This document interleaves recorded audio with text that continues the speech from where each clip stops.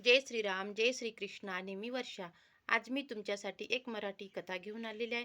त्या कथेचे नाव आहे चतुर साप. तर मग सुरू करूया. जंगलामध्ये एक सरोवर होते. त्यामध्ये खूप सारे बेडूक राहत होते. तिथेच एका झाडाच्या खोडामध्ये एक वयस्कर काळा साप राहत होता. तो म्हातारा असल्यामुळे त्याला जगणे अवघड झाले. एक दिवस त्याने विचार केला की आपण बेडकासोबत खेळून खेळून आपली भूक भागवली पाहिजे.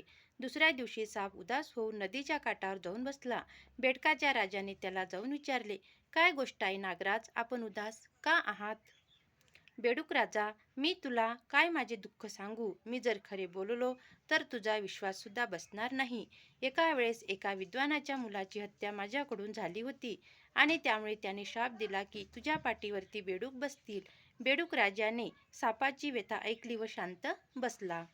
साप पुन्हा म्हणाला, मी जाणतो आहे बेडूकराज, तुम्ही माझ्या बोलण्यावर विश्वास नाही ठेवणार, तरी पण मला हा दंड भोगावाच लागणार आहे. आणि जर विश्वास बसत नसेल तर तुम्ही लोक माझ्या पाठीवर बसून घ्या. मी तुमच्यासोबत तरी विश्वासघात नाही करू शकत. सापाची दशा पाहून बेडकाला वाईट वाटले. त्याने सापाच्या पाठीवर बसून जंगल भ्रमंतीला सुरुवात केली.